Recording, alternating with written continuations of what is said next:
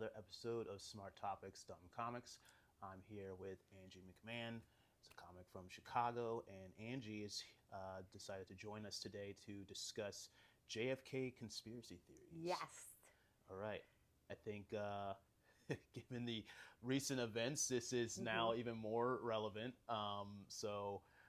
Yeah, I don't even know where to start with that. So how much you know about the assassination of JFK? Well, I know the official account, obviously, which is Lee Harvey Oswald shot him from a library. The sixth floor of the book depository. Yes. So the idea being that he had a rifle on the sixth floor of the book depository. He got off 3 shots. We know he got off 3 shots because there's something called the Zapruder film. So there was a lot of people around taking pictures, a lot of people filming and things like that. Well, this one man got on tape the actual shooting of him, and the timing of the tape shows that he could only possibly get 3 shots off because of how much the time was in the film. There is a theory that as the car was driving, the film does get obstructed by a tree. So for a couple seconds you can't see it. One of the theories is that's where the editing point was, that somebody edited the film, because there is like a little glitch. You know how back then in the film there's a little glitch. So people think that it had been edited at that point to show the 3 bullets. Because if there was a 4th bullet, that means there has to have been a second shooter, because of the time frame the video shows us. So the theory is he had 3 shots from the 6th floor of the book depository, and then 90 seconds later, he was seen on the 2nd floor drinking a Coca-Cola at the Coca-Cola machine. So if you believe that he also nicely put his rifle down and 3 shells on the floor, and then ran 90 seconds down to the 2nd floor to be seen by a police officer, then that theory works. If you believe that there was more than 3 shots, then there has to have been a second shooter. One of the theories is that there was a second shooter by the grassy knoll. And there was just tons of people around. And so some people think there was signals that were given off. There was a woman who opened an umbrella, and they thought that's the signal to shoot him. But the woman was interviewed by the Warren Report, who was investigating the whole thing. And she was like, yeah, I just opened my umbrella. That had nothing to do with the shooting. But all sorts of things come out from there. So as you start to debunk the entire Oswald idea, because he was military, and he did at some point spend some time in Germany, but the reports say he wasn't a very good shot, especially to be such a precise shot in just 3 bullets. We know one of the bullets hit an overpass and fractured the sidewalk because it hit a guy in the face, and he had to go to the hospital. And so that means in 2 shots, one was Stanley, the kill lay shot. down. She cannot help but be starved for attention. So Oh, I that's apologize. fine. All right. So 1 shot, kill shot to the head, right? 1 shot went through Governor Connolly's wrist in the front seat, came out of his wrist, stopped in midair, made a 90-degree turn, went through his shoulder, came out of his shoulder, made another 90-degree turn, and then hit the president in the throat. And you see in the Zapruder film, he goes like this. So 1 bullet did these 3 things, is what the Warren Report says. Because we only have 3 bullets, right? 1 went in the sidewalk, 1 went in the head. So the 3rd bullet, which is called the magic bullet theory. Yeah. So the magic bullet being that this 1 bullet did all this stuff. Now, they couldn't find the fragments or the bullet or whatever, that this magic bullet that did it. But then magically they found a pristine bullet near one of the bodies. I believe it was his body on a stretcher. And they were like, this is the magic bullet. And so everyone has a hard time believing that piece. Yeah. So what happened was the government didn't want panic.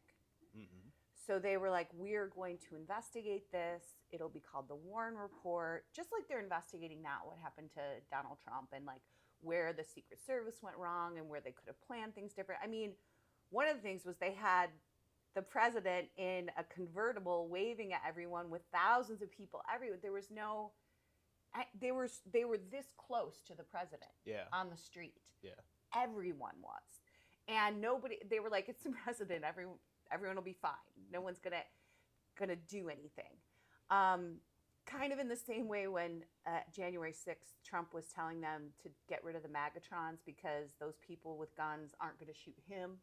That's not why they're there, not to shoot him. So everyone kind of has this feeling of the president. Nobody wants to kill the president.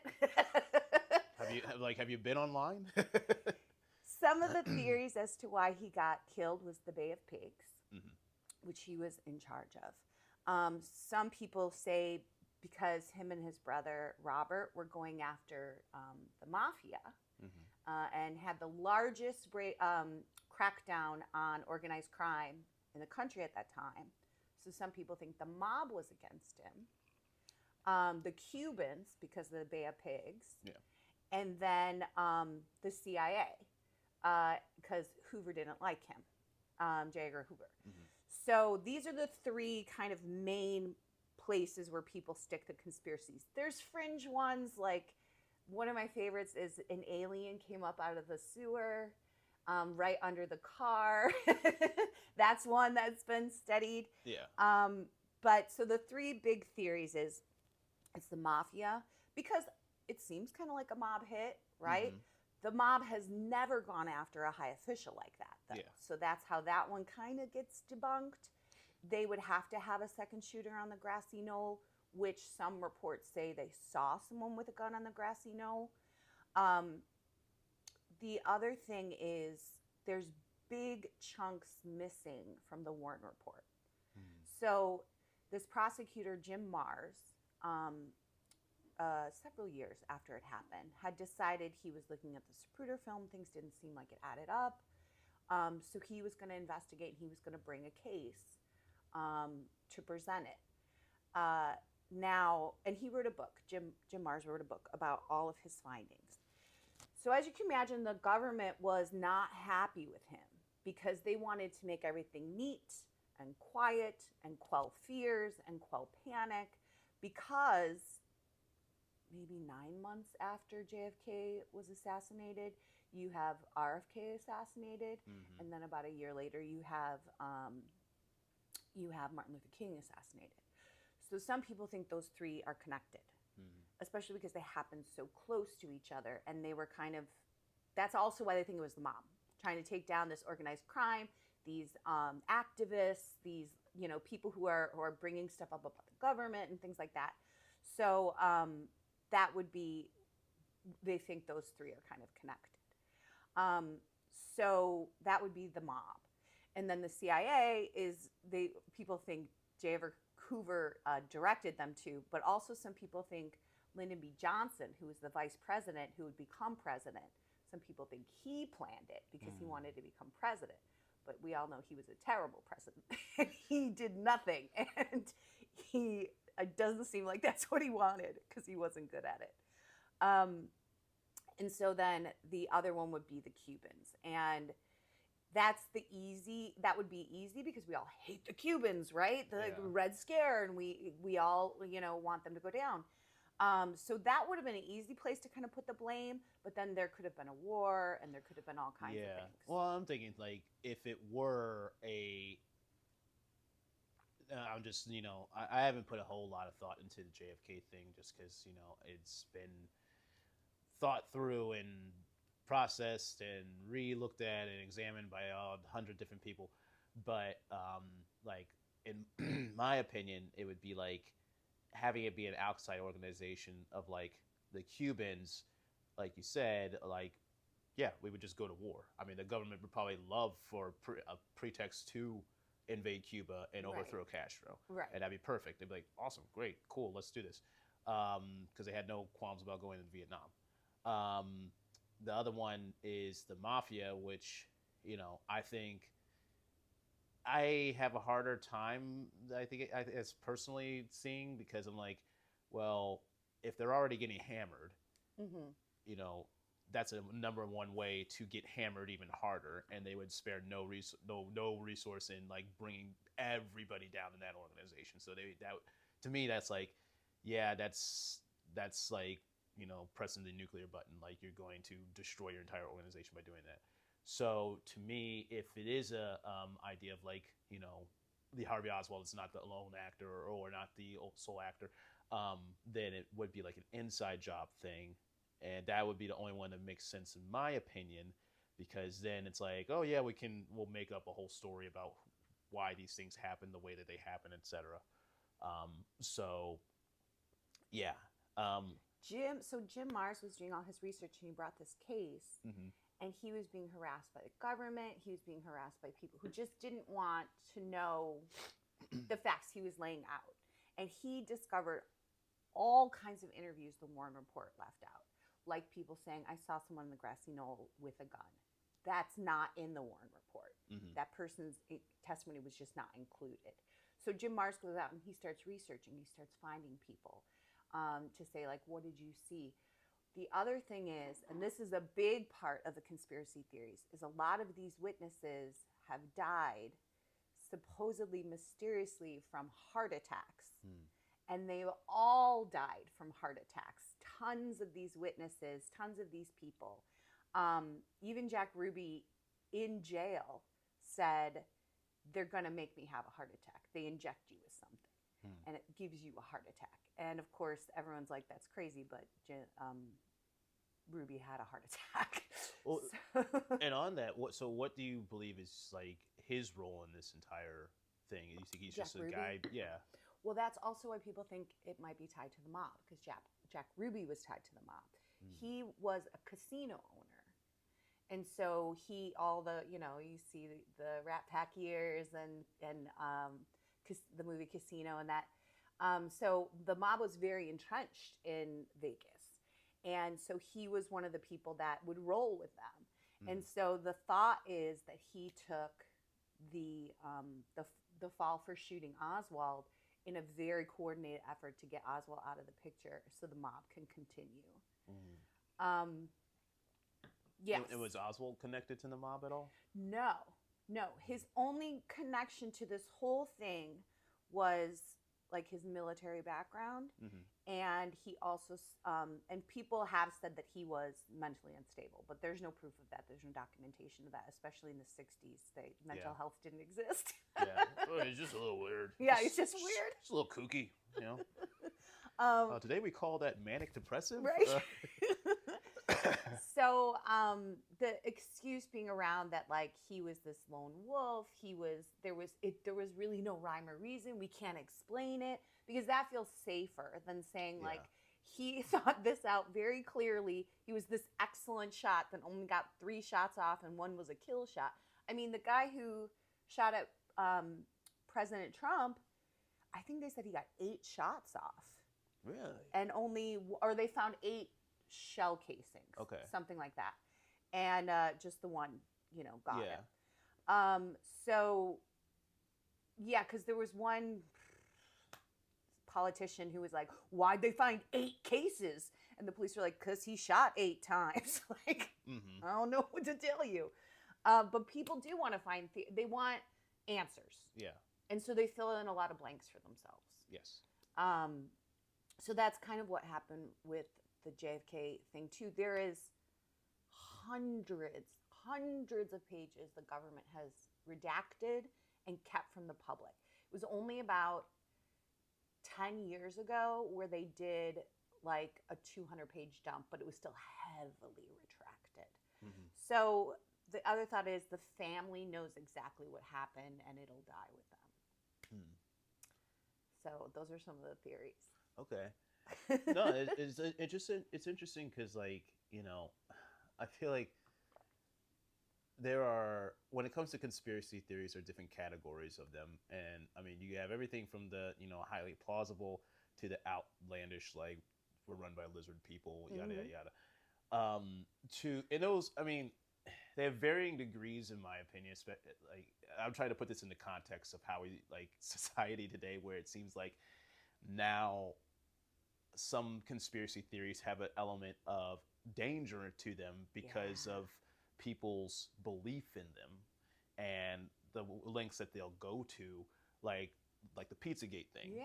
Like the whole like going into a pizza parlor, like, holding it up because you think there are children in the basement of this place.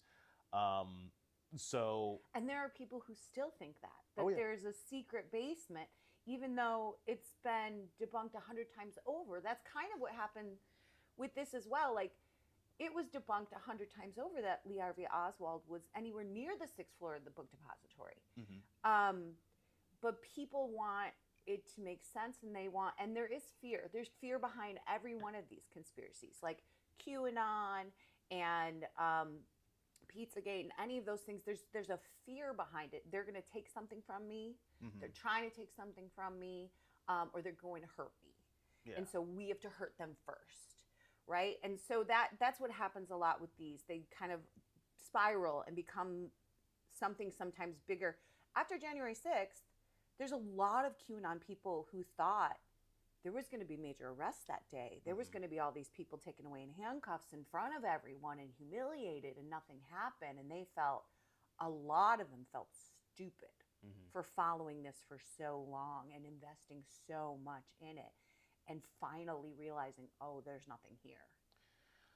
Some of them, because I think you come to a crossroads where either you have to have that humbling moment of I've been taken for a ride, or you just double down and go even further into the hole and just completely detach yourself from reality. Yeah.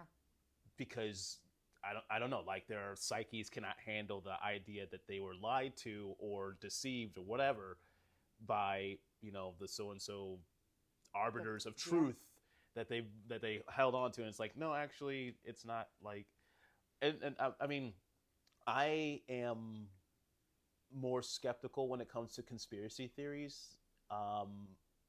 Personally, I tend to, err on the side of like, hey, this is all chaos, and we are specks of dust on a speck of dust, and like anytime I go to like a planetarium and I see like a shot of like the Earth in the solar system, how small we are, I'm like, oh, that's the entirety of everything of human history on that one little speck right there, and to think like we control yada yada yada or have any semblance of control, I think is laughable.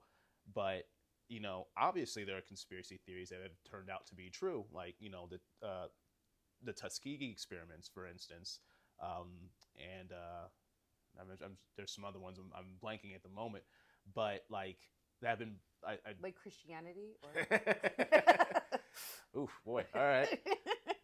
Somebody's got to be right, Do you know what's so funny? Like, not funny, but about Christianity is like Jesus was a real guy. He was a political advocate. Jesus of Nazareth would go out and speak to the people about corruption in the church, corruption in the government, and they didn't like him speaking out. Yep. And that's why he got crucified. So he was a real guy, and people liked to hear him speak, kind of like Obama. And then they added all the magic afterwards. So like he was a real person doing good things, just didn't turn water into wine. He probably added water to wine and thinned it out and then told everyone, here, drink this now. It's probably what happened. He made a sangria. Yes, he made a sangria.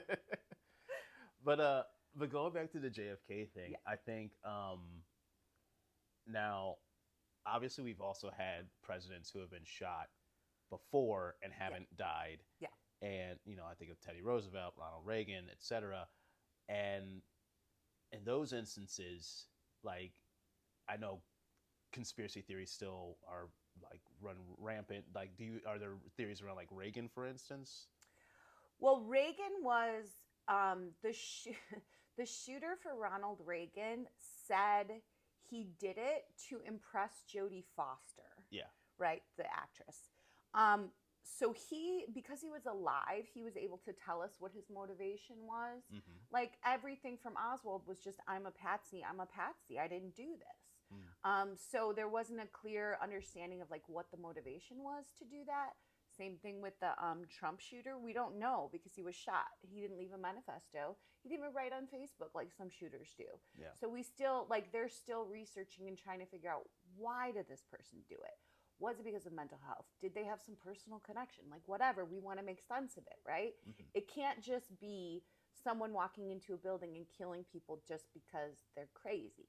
Like there has to be an answer. We want an answer, right? And sometimes it's just the person walked into a building and shot it up. Yeah. Because that's what they wanted to do that day. Well, the interesting thing about the Trump shooting, in my opinion, is when you think of like the law of averages and geometry of chance and all that, like the odds of him not hitting Trump, coming that close and not hitting him, to me almost seems more farcical than, a guy missing.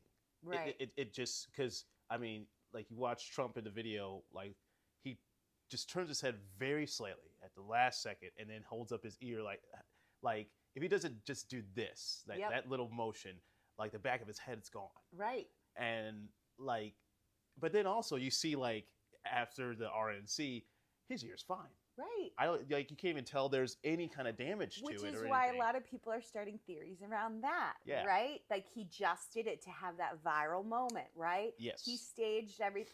But also people died. Like I doubt that he staged people dying. You know what I mean?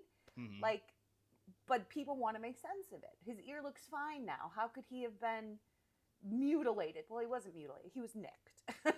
Yeah, which is hard to do with the bullet from a military style. I mean, people will be like, "Oh, it's actually an AR." Blah blah blah blah blah. The AR system is the same as an M16 minus like one component at the front of the rifle. Sorry, military. No, I was gonna say you're a veteran, so you understand how guns work. I don't. Yeah, a high velocity round, like even coming close, like nicking the ear, would take a huge chunk of it off. Like, so that to me is like, it has to be so close yet not like do any kind of meaningful damage. Like, to me, that in and of itself is a 1 in a million, odds of that happening. More likely the guy completely misses or he kills him. Right. But like in between that, it is just like it's the odds of it's like flipping the corner and it lands on its side. It lands on the edge. So I can't. I mean, we don't have to imagine it because it didn't happen. But if Trump was to be killed, I mean, his people would, I feel like, go bananas. They would say the government planned it. Oh yeah. And no one's really saying that right now. No one's saying that I'm hearing that the government planned this. I've heard stuff of like, oh, well, Biden, yada yada yada. I'm probably more so hearing like, and this is probably just from the people I surround myself with on social media, which are more left leaning, etc., is that he planned this himself and or at least is playing up the damage that was done, and clearly like in the RNC had that big thing on his ear, which was like, come on, dude, really? But well, you couldn't go with a little Band-Aid. Are you kidding? Yeah. He has to make a show of it, and then everyone puts little cuffs on their ears. I'm like, what are we doing? Yeah, it's insanity. But it's funny that a guy who also deals in conspiracy theories is not really talking up so much about this incident. Yeah, he's not really creating a conspiracy, because he creates conspiracy theories about everybody, right? Oh, yeah. Kamala decided to become black. Yeah, but he's been remarkably quiet about like the shooter, their motivations, but if you saw all him this stuff. The first night at the RNC when he didn't speak, he looked fucking shook. I was like, he doesn't look good. Tom's like, well, my husband, he's like, well, he almost died yesterday. Like, he probably wouldn't look good either. But he did. If you look at that video, he looks like almost frail and sick. Like, he's very, like, just the color's not in his face. He looks very weak. Yeah. And I don't know if, I'm assuming that just happened, that he didn't do that on purpose because he doesn't like to be seen as weak. But as the days went on, his color came back and he was like a little more lively and stuff like that. But that first day, I mean, he almost died. He probably was shook from it, Oh yeah. You And know? probably like the immediate aftermath of people are like, well, why is he pumping his fists and whatnot? I'm like, well, that's an adrenaline rush right there, So a lot of people will respond differently. Not everybody's gonna like completely collapse after being shot at. Yeah. People will have all kinds of different responses and reactions, etc. Well, and he's a marketing man. He knew in that moment he was creating something viral. He Mhm. knew in that moment he was creating something for history. I mean, that picture is going Oh to yeah, be in history books. plays play into the camera, Hmm. but as soon as the cameras are off, it probably took a minute for it to sink in. Like, holy shit, I came so close to getting killed, and like that would have been it. The one thing about the 60s and with the JFK thing is that once we have the RFK shooting and then we have the Martin Luther King shooting, to me, if I was an adult at that time, there's not as much fast information, there's not as much news, there's probably the technology, even surveillance is not as much. Mm-hmm. If I was an adult at the time, I would be frightened that these leaders were being picked off one by one. And how could you not see a line between them? They happened so close together. Yep. We're talking within 2 years, a year and a half, really, all three of them are dead. Yeah. And so it definitely feels like there was some coordination here. There was some thought process that went into this. And that's, to me, that was the scariest part of like, if it is the government, if it is the CIA, why are they picking off all these people? I mean, you got your president, like, let it go. But Robert Kennedy was really the one that was leading the crackdown on organized crime. Mm-hmm. Martin Luther King was an advocate. I don't understand how he ties into this because he wasn't going after anyone. He was speaking out against the government, speaking out about injustice. So in that way, it could have been the government, right, wanting to shut him down. They could all three not be related, and it could be copycat kind of things. Yeah. So that's where it becomes really frustrating of like, we do want the answers, but I mean, everything's so redacted. Why? It's been so many years. What kind of panic would that cause? Can we also appreciate the fact that like the Olympics are currently happening and the United States is not placed at all in shooting, and what has happened to our shooting skills since the 60s? Honestly, we have got, I mean, boom, 3 in a row. Wow. Like 100, like batting 1,000 to what now? We can't even take off an ear? What? Right? 8 shots? You can't even get an ear? What is happening, folks? Not as wild. No, and then there's, of course, like with Trump, was it his Secret Service that coordinated this? They were in the building instead of outside surveilling. You have that one Secret Service guy that got fired that was texting with his girlfriend and fuck him and we're going to take him down or whatever. So then it becomes like, oh, like who else is on the inside, right? Who else is pulling the strings? Yeah. And I feel like people throw around the word cult a lot with Trump's followers, like it's a cult following. Well, he's a cult of personality and he has a following. So you can kind of say like it's a cult. But when people get entrenched in those kinds of communities and they want to follow their leader and they want to like do anything, kind of like the Manson murders, right? They were like, I follow you. I will do whatever you want for me.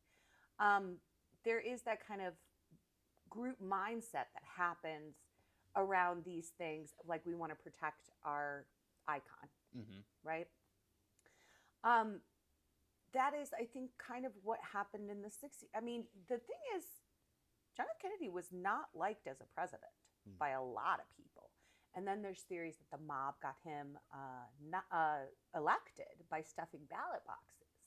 So like all these things start to tie together of like, well, it could be this because of that. It could be this because of that. The easiest explanation was it's one guy and we'll hold the one guy responsible. Like what were they? Oh, the Secret Service was talking about with Trump, the head of the Secret Service got fired or quit or whatever. Yeah. And the new guy came in, he was testifying before Congress. And they were like, the senators, I think they were senators, right? They were like, I want a name. Who was responsible for saying yes to this? And he was like, it is a team effort. We sit in a room as a team. We all decided. They were like, I want a name. I want a name so I can punish that person. And it's just never that simple. It's never just one. Like, even if Harvey Oswald, with his bad shooting skills, planned this entire thing, ran down, 4 flights of stairs, past 2 people, by the way. 2 people were in the staircase and didn't see him run down the staircase. So let's say he ran down. He's not sweating. He's not out of breath. He's drinking a Coca-Cola. Okay. He planned this entire thing by himself. It just seems like, and I guess possibly the Trump shooter planned it all by themselves. It's possible. Yeah. And I just based upon like my understanding of like investigations and stuff, sometimes like, especially when it's days, weeks, months after the fact, eyewitness accounts become kind of not as credible, just because people forget things, add in details of things they thought they saw but they didn't. So when we give like, I'm wondering like how much credibility do you lend to, like, say for instance a person who saw Lee Harvey Oswald drinking a Coke, could that have happened prior to the actual shooting, or maybe they saw somebody they thought was Lee Harvey Oswald? Like, I mean, how much weight do you put into those accounts? As far as the interviews go, I mean, there definitely is going to be, there's going to be disputed things between people's memories and things like that. And I think that, as far as what I know from recent investigations, like what were they? They were investigating something around Trump, probably something with voting or something like that. And they whipped through that investigation really fast because Comey on the news said, James Comey said, they know what they're doing. They do this very well. They know how to go out and sniff out bullshit and sniff out what's right. So I don't know about then, but now, the technology is better. We have video of everything because everyone's constantly documenting everything. So it's a little easier to kind of check that kind of stuff now. They were going off of pictures people were taking. Like, not many people had video cameras. Like, that was, and say, like, why don't we have news footage of this? Because there was no news cameras there filming it. The president's in a parade, and there's no news cameras filming it. Yeah. Like, if it was now, everybody would be filming it, but also the 24-hour news would be out there with their 700 trucks filming like every second of it. So, that does come into play as far as, and maybe that's why they didn't use everything in the Warren report, why they left a lot of people out. We don't know if they found this person credible or this person not credible. But from Jim Mars's research, they all seemed like credible people, credible sources, tiny details. And it really all comes down to this Zapruder film. Like, they were the ones filming before everything happened. They were filming the grass. They filmed all the people. There was someone there with a briefcase that put it down and walked away for a second. Was that something? The woman with the umbrella, the different people taking pictures, like each touchstone that we saw in that single video is a lot of what is what was researched, right? And you look at the kind of shady things like this pristine bullet that was found on the stretcher. The different scientists have shot bullets into people's cadavers' wrists over and over, trying to recreate this outturn, it's no one has been able to ever recreate that. So maybe it is a 1 in a million shot. But what they found was very hard for a bullet to go through bone and then also go through more bone and then also, it's like a single bullet, So I think that's, like, between the new technology and everyone recording, the memories can become a little bit more clear because there's a lot of backup to show you. Back then, really, you just have this one film, and you have people's pictures and then their accounts, and that's really, like, how else at that time do you research other than talking to people? You can go around. They can go around and try to do some forensic evidence around the gun and the bullets. There's a lot of talk about that gun when he leaned it against the wall and put it so nicely there. The scope was at some point knocked out of place or was off center or something like that. They say that happened when he put the gun down, but then also it goes into like, he wasn't a great shot. If the scope wasn't perfect, like how are we doing this in 3 bullets? Yeah. And, from what I understand about, like, he was in the Marines, he had to pass at least rifle qualification in terms of, like, getting just the lowest qualification in order to get through boot camp. Like, what was he, 70 yards away? Something like that? But, I mean, on a moving target, that's, like, a stationary target, that's not a hard shot. Moving target, now, and from an elevated position, now we're taking a lot of different factors into consideration. Also, he's probably stressed and like he's calm. yeah, probably heart beating very quickly. So like all of these other factors, wind, etc., take into account. That's when why I look at the Trump thing and I was like, okay, this guy was like double the distance, but he's in a prone position on an elevated location, but at a stationary target.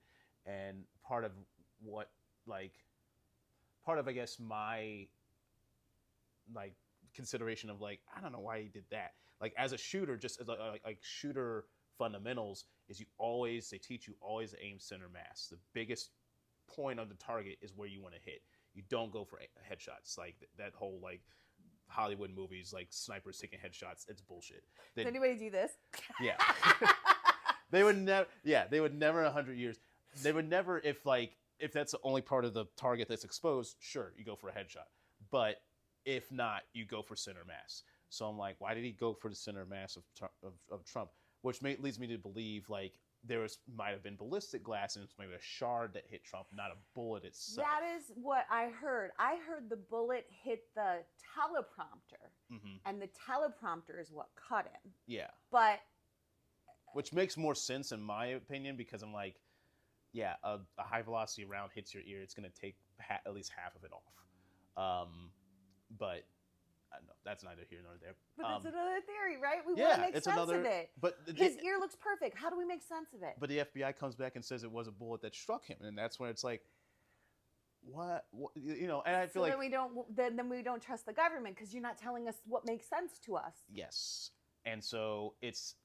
And back to your point about like with them investigating the Secret Service and asking them like, who's in charge? Like, there's always somebody in charge, even if it's a team decision. There's somebody who says, okay. But you know what? I appreciate that new director was like, no, I'm not giving you a name.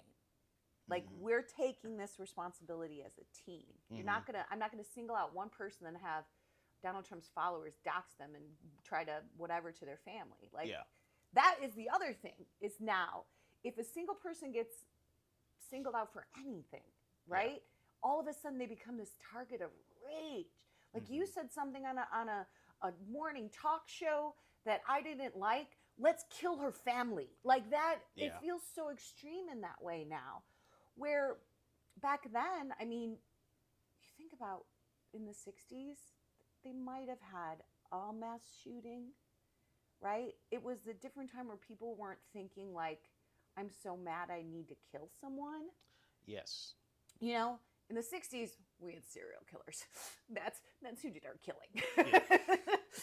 Right? Or you go to Vietnam. Right. Oh, right. Get it out over there. Just get out of your system. So I think like just there was a societal shift where violence became, I don't know if it's our answer, but it's our outlet. Well, I think it's so much of it is also the radicalization, especially through social media and online, is that you can go into these spirals where it's just you think the whole world is out to get you because you're just being fed nothing but just vitriol and misinformation and the worst aspects of humanity coming at you, where you just believe everything's evil and there's no way to win except to take a gun and go kill a bunch of people. So I think that that aspect of how our society has evolved has definitely led to more radicalization, especially of these like lone wolf type shooters who are mentally ill and just spend all day online and just look at more and more crazy shit in the world. That's the other thing is like how we got our information in the 60s. Mm-hmm. Newspapers, Yeah. magazines, whatever the television tells us, because we didn't have a lot of things to compare it to. So whatever the news tells us, whatever the magazine tells us, whatever the radio tells us, we were kind of forced. There was no choice. It was like, oh, you didn't like it, turn it off. Turn to one of the other 2 stations, right? Yeah. Everything was very homogenized. The voice of information was very homogenized, and everything was becoming very similar of everything's okay. Let's focus on the war. That's terrible. Yeah. We can all agree to that, right? But let's not focus on showing protesters on the news. Let's not focus on interviewing regular people and getting their thoughts on what's going on in the situation. Let's focus on there's a policy that we're politics, news, boring, right? It wasn't a big show like it is now. Yeah. You know, like Kamala Harris is trending for memes that people were making about her, and she's leaning 100% in. Could you imagine if people were making memes of JFK? Like, people were already making memes after Trump got shot. I made a joke after Trump got shot, and I got my ass handed to me. It was like 3 people had died. It was like, I can't remember who had died. Oh, Richard Simmons and like... Oh, yeah. Like 3 celebrities died in a row, like they always do. Yeah. And I was like, these 3 people are dead and other people are still alive. And that's all I said. And people went, but not on my personal Facebook page, on a different page, but people went bananas. Like, how dare you? He's our president. I'm like, okay, but he's not dead. Yeah. You know, and it's a joke. Like, yes. It's pretty harmless. Like, I didn't tell that joke to his kids. Like, you know, but this age of information and our choice of where to get our information, right? I can get my information from Fox News and have it incredibly funneled into one specific point of view. Mm-hmm. I can go to CNN, I can go to MSNBC, but I can also go to these online news organizations, Newsmax, ONC, or whatever it's called. So there's such a choice now that I can choose what type of information I want to get instead of just having Walter Cronkite tell me in a very boring tone, everything is how it is. Mm-hmm. So I think that doesn't help either, because one way is very homogenized and we're not talking about real issues. And the other way, we're finding out more about real issues that are happening in America and across the world. But we're almost filtering that real information through whatever point of view I'm getting the information from. Yeah. So if it's from Fox, you know, how Trump, you know, basically did die through ear, right? And then you go to CNN and they're going a whole different direction of like, well, they want to focus on the Secret Service, let's say. Yeah. So it's like it's through the point of view of whatever my belief system is. And so then when I get that information, it's already filtered through what I already believe.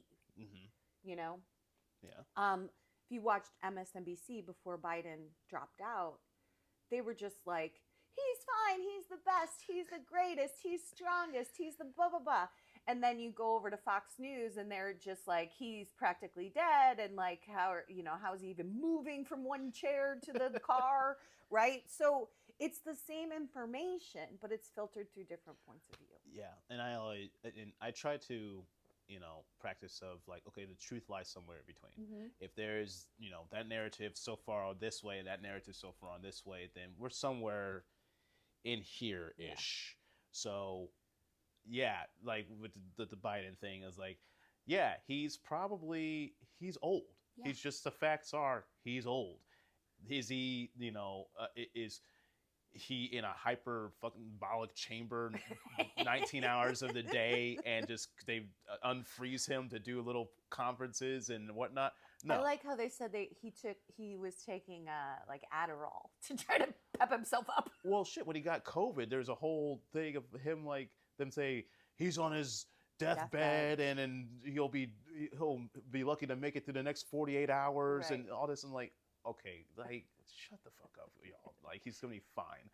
But, you know, it's like... Also, the presidents of the United States, current and past, have the best medical care. Yeah, they got in the the drugs that that nobody else gets. yeah. They go to extreme lengths to keep them alive. Oh yeah, they've got the Jimmy Carter came out of hospice. How does that happen? Yeah. It's like I got the real vaccine. Actually, the rest of you all got The rest of you all got the pity. that Johnson & Johnson baby shampoo injected into your arm or something. Yeah. I will say one last point on like conspiracy theories, and one that like I know one that is very popular is the 9/11 one. And my thing with that one is it's so big that, you know, in my mind, whenever you have to include X amount of people, the more people who are in on a thing, the less secret it is. Right. That's just how human nature works. What was it? I think it was actually like a Game of Thrones thing where it's like, how many people know? It's like, oh, or who else have you told about this? And it's like, oh, like 2 other people. Oh, like, cool. So it's not a secret. So now everybody knows. Because that's literally it. It's like people have their own motivations. People, no matter how bought into whatever you think they're bought into, they have their own backgrounds. They have their own motivations. They have their own life events that happen. And all of a sudden they're like, oh shit, I just got diagnosed with cancer. I have 3 months to live. Well, I'm going to tell everybody about everything. Yes, exactly. And you know, they would think they would keep some of the receipts or something like that. So to me, when conspiracy theories occur over huge events such as 9/11, where I'm like, okay, planning process, just from what I know of working in a government organization before, something of that scale would at minimum require at least 100 people to have intimate knowledge of what is happening. Yeah. And having those 100 people all keep their mouths shut. And that's just the inside core. That's not even counting the people who are, you know, tangentially, you know, related to the thing of like maybe people planting, you know, bombs in the World Trade Center, and like the quote unquote construction workers who are supposed to be have done that. Them being a part of that, like that in and of itself is like requires so many people to all be involved. Like it would start to unravel before you even got it off the ground, in my opinion. Something that evil and sinister that's also that big would just fall in on itself. And you think about that as the 90s, right? The late 90s, early 2000s. These conspiracy theories around 9/11 didn't, I guess it would be 2000. I don't know why I said 90s. Well, there's also the 90, what was it, 93 bombing? Yeah, the bombing in 93. So these conspiracy theories don't really take a hold until we get to the information age of the internet. Mm-hmm. And then they're able to really spread. But I never heard a 9/11 conspiracy until I was on the internet and I saw a video about the Building 11, I think is what it's called. Yeah. It was like this side, or Building 7, something like that. It was like this side building that nobody talked about that like supposedly was blown up the same day. And I'd never heard of that. And I remember being like, oh, maybe there was a inside job, right? And that was the first time I had ever even that crossed my mind at all, because it was so horrific. How could it possibly be an inside job? Mm-hmm. So I don't think that kind of disinformation started going out until we had the age of information, and everything starts to come so quickly. I mean, you think, Mom, you know, my oldest daughter is turning 20. When she was born, when she was 3, MySpace just started. Mm-hmm. So we didn't have Google. We didn't have Netflix as we know it. It was a DVD service. Like the amount of the information and technology change in the last 20 years has put us so far in advance, and also like ruined so many things. Yes.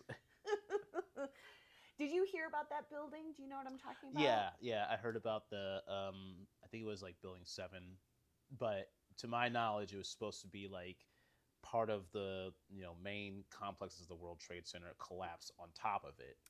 That led to it also, I think, partially collapsing or fully collapsing. I'm not sure, but yeah, I did hear about that. I see. And until I was on the internet, I never heard that. Mm-hmm. And so and this is what happens. You hear about this nugget and you're like, what? Mm-hmm. Let me put into Ask Jeeves. What is this building 7? And then you don't get the debunked. Yeah. You don't get people saying this isn't real. You get people going, these are the facts, and this is how it went down. Yeah. Well, I think when it comes to conspiracy theories nowadays, so many people are very quick. People very quick to take advantage of the situation, no matter what it is. I mean, shit. We even saw it with the Olympics. This boxer. And immediately everybody jumped on. I think the Boston Globe had to do a retraction because they printed she was trans. Yeah, and tons of people ran with that. Tons of people that we know also reposted that. And we're like, how could this happen? Yada, yada, yada.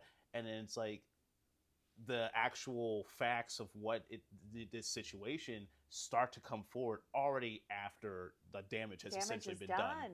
Yeah, so when it comes to like conspiracy theories, I'm always like, well, people are immediately going to jump on. All right, we got to take a little break here before I get to my point. So there's her walker's coming in. So he's going to be like, who are all these people?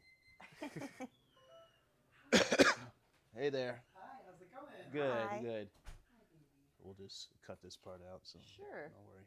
I'm not worried. I'm not worried you're going to turn this interview into a conspiracy theory against me. Angie McMahon. Wait till you hear the truth behind her. Why does she know so much about JFK? Was her family involved? Did Angie McMahon murder JFK? I would be. I've never shot a gun in my life. Mm-hmm. I think I would be terrified. I think I would worry. My husband and I are not really gun people. Yeah.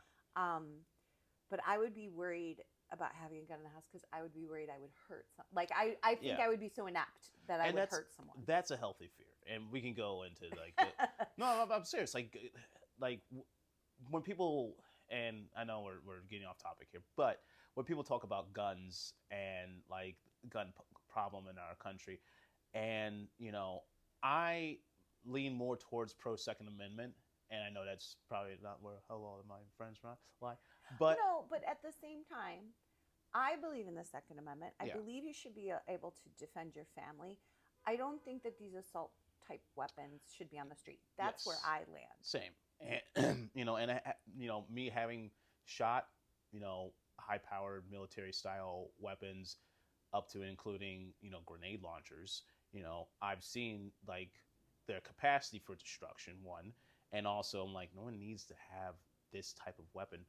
But also it's like my issue more so lies in the fact that there is a gun culture problem, which is this blind worship of weapons. And I'm like, call them what they are. They're weapons. They're not tools. They're weapons. They're designed to kill. They're designed to kill. Yes, whether it's An animal Yeah. or a human. Exactly. So, I've even like thumbed through a gun magazine before, and it's porn. It is gun porn. It is like, how are you gonna protect your family? I'm like, what fucking world do you live in where you're constantly like, I need to fucking protect my family? Like, Have you seen those pictures of the family with like 95 guns on the roof and on the floor, for and they're real, all holding guns? Yeah, their and... Christmas photo is with a 6-year-old holding an AR-15. Like, you are fucking insane. It's like, yo, it's just America. I'm like, no, you're a fucking lunatic. Yeah. Like, give your kid, give him a Nerf gun or a Super Soaker or something. What kid wants a fucking AR-15 for Christmas? If my kid asked me for AR-15 for Christmas, I'm like, you're going to a fucking camp, all right? Like, you're getting whatever fucking bullshit out of your head. But this is also like going into that kind of like group mind stuff that I was saying before, because to me on the outside that looks bananas, right? Yeah. But to people who own 20, 30 guns, they're like, I don't know how anyone doesn't own 20 or 30 guns.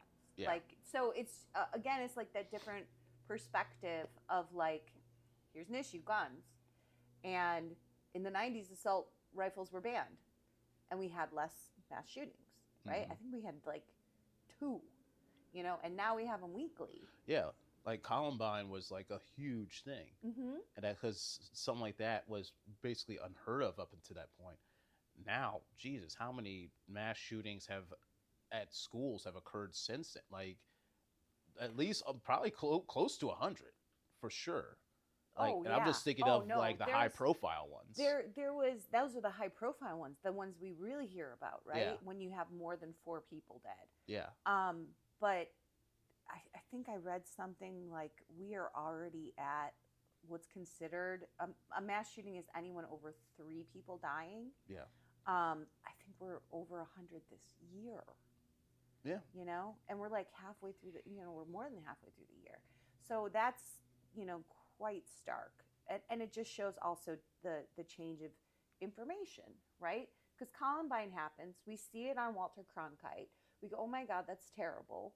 We all agree it's terrible, and then we do something about it. But now, because we can see it filtered through so many different perspectives, guns are great, guns are terrible, and nothing in between. We find ourselves kind of in this muddle of information, trying to get around it, I guess. Yeah. So back to Conspiracies. Yeah, conspiracies. But I mean that has a hand in it, obviously, because the guns are at the center of JFK or at the center of Trump, etc. And they're all. I mean, they would have to be. You couldn't shoot a president with a handgun, obviously, from that far away. Yeah. So, part of it is the discussion of like, and it always turns back to mental health, right? I mean, obviously, if somebody's out there and just want to kill randos or kill a president, I mean, they're probably not 100%, 100% whatever. I don't. Yeah. So, that again, up until 2010, we're not talking about mental health really. And then it becomes the only thing we're talking about when there's a mass shooting. But still nothing happens. Yes. And that is the frustrating part of that there's people screaming for mental health, and like, cool, so what have you done about it? What, policies, what bills, what funding for mental health care institutions, social workers, etc. Oh no, you defunded those things? Cool. So the very thing you're the screaming we need to do more about, you're making it worse. Right. It's like what are you even doing at that point? Like, I don't know. Just saying things to calm people down. Exactly. It's not that different than the Warren Report, right? They don't want panic.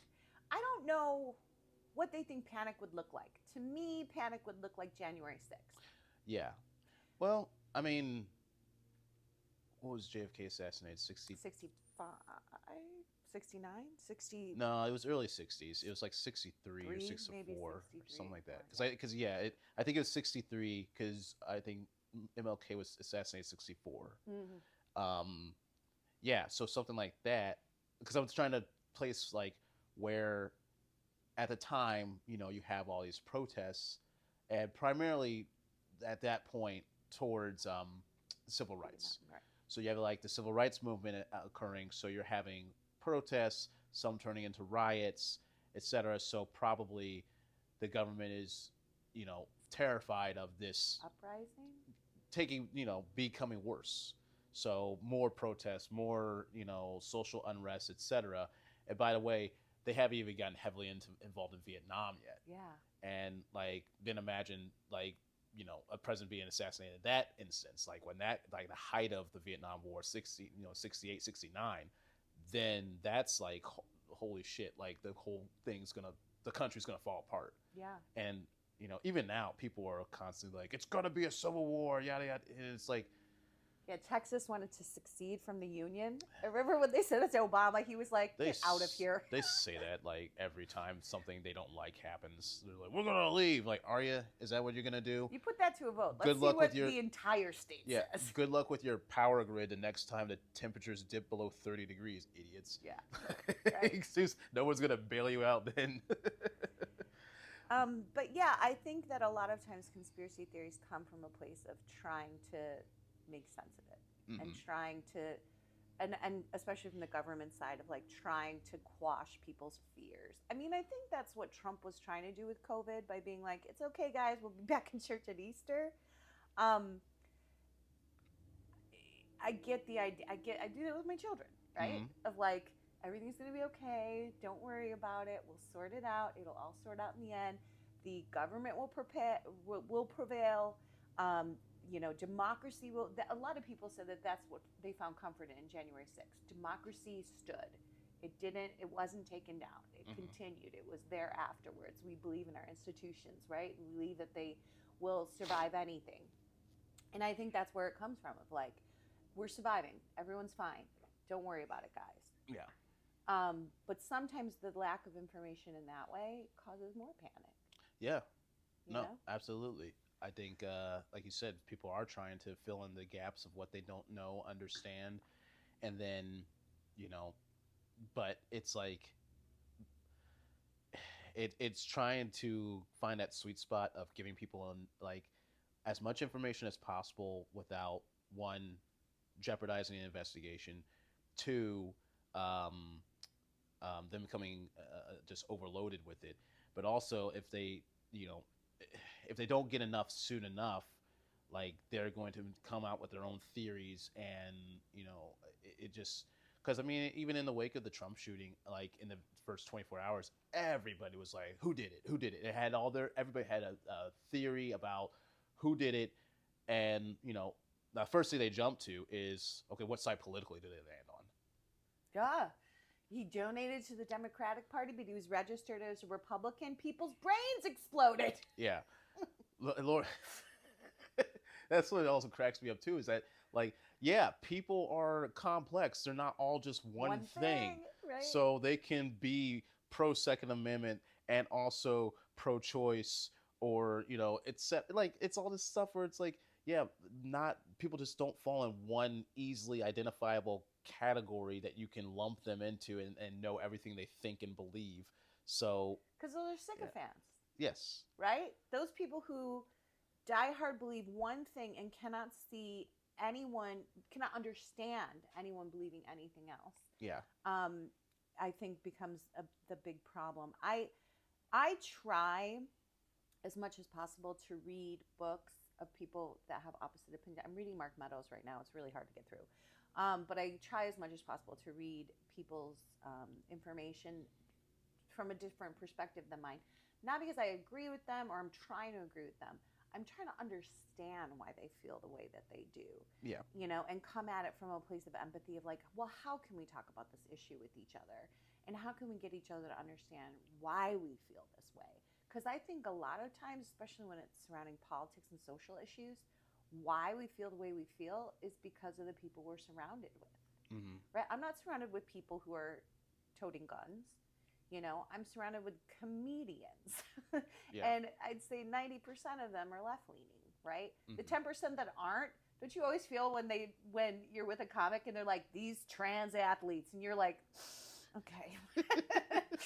All right. Not even. I feel like some of them are a little afraid to come forward with like their true thoughts of like, they might have a thing where you're like, oh, okay, that I see where you lie, but like I feel like they are aware of the fact that they're in the minority in that 9 times out of 10, until they move to Austin. And then it all comes out. But for the most part, they're aware of the fact that they're in the minority in a lot of things that they think. So they're a little more cautious with how they, one, present themselves, and two, how they espouse their beliefs. But at that same time, I think I think a lot of times we fall into the trap of believing so much about the other side. I think liberals are just as guilty as this as conservatives, where we imagine, the other side paint the other side with a broad brush of being the worst caricatures of that side. So we imagine, a guy who votes for Trump to be, this racist Confederate flag waving, low educated dude in the middle of the country who hates women, black people, immigrants, etc. And, maybe his life was like he had a good job in 2016 to 2020, and then it all fell apart, and he misses that. And, otherwise he gets along pretty well with people, but his motivations are largely in that I had a good time, things economically were better for me in that time, and I want that back. Right. And same on the other side, where obviously we know people who are, liberal left leaning and get categorized as being these trans non-binary, want to indoctrinate our children and all this bullshit. And it's like, no, there's just some people who like have friends who are maybe immigrants or are of a different belief system and are afraid of what's happening in our country. It sometimes it kind of boggles my mind the mental gymnastics people go to try to justify their thought process. Mm-hmm. Like with the whole JD Vance thing, he's married to an Indian woman, and like she's walking back all the Catwoman comments and the she just decided to be black, like, and you're looking at this interracial couple and they're going, well, what is the difference between this interracial couple and this interracial woman? Like, why can't you see that you're doing exactly what you said you don't like? You know what I'm saying? Like, you have interracial children. They like, are they just going to decide to be white? Like, it doesn't make sense to me. Yeah. Right? The mental gymnastics that they're going to justify what they're saying. There is a certain level of cognitive dissonance I think you have to have in order to be fully bought into any one candidate, in my opinion, because it's like, yeah, you may be, peace loving, yada, yada, yada, love, one, rule of law, etc. And then you have to turn a blind eye to, oh, yeah, we are bombing the shit out of Gaza or something like that. Yeah. And so it's, I see it on both sides, and I will say I do see it more probably on the right side of the cognitive dissonance, and on the left side, But they do. The left does try to justify and Correct. go and run Yes. through hoops and say, like, right. So, there is a very touchy argument in, like, could a trans woman compete in these sports? It's like, well, this is not a very common thing that's happening. Yep. This is not, we shouldn't be making policy over this, right? But you also see the left being like, anyone's a woman and anyone can do anything. And they do that same mental gymnastics when it's like, there is a real conversation to be had here, but it's a very small subset of what we're talking about in the world. You're not seeing all these trans people like, I want to play sports now. Like, you know what I mean? Like, you're just not. And so I do think, like, it does swing really hard, especially they want to yell. People on the left want to yell. They just want to yell about what they don't actually. People on the right want to shoot you. People on the left want to yell at you. That is all they want to do. They just want to be very loud and yell at you.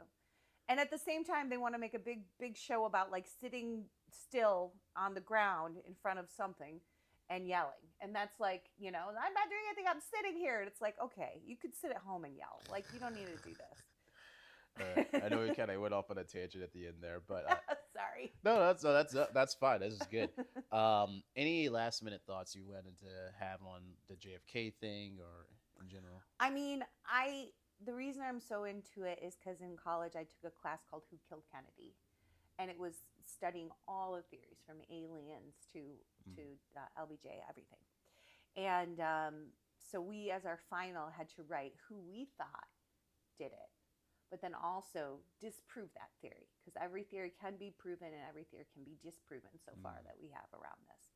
So my theory is the mafia. Okay. I think the mafia did it. I think that they had never gone after a high-profile person before like that, but I think once they got JFK, they went after RFK and they went after Martin Luther King. And I think that became like a thing they did. Well, if Angie McMahon disappears after this podcast, suddenly has a heart attack, you know why. Sudden heart attack. Sudden heart attack. Just in time, Finley's back. But Angie, thank you so much for coming on. Where can people find you? Or follow you or whatever. Yeah. If you want them to. I do. Hi, baby. If you go to Linktree/Angie McMahon Comedy, you'll find all my shows, all my links, all my socials. So Linktree/Angie McMahon Comedy. All right. Appreciate it. Thanks for coming on. No, thank you for having me.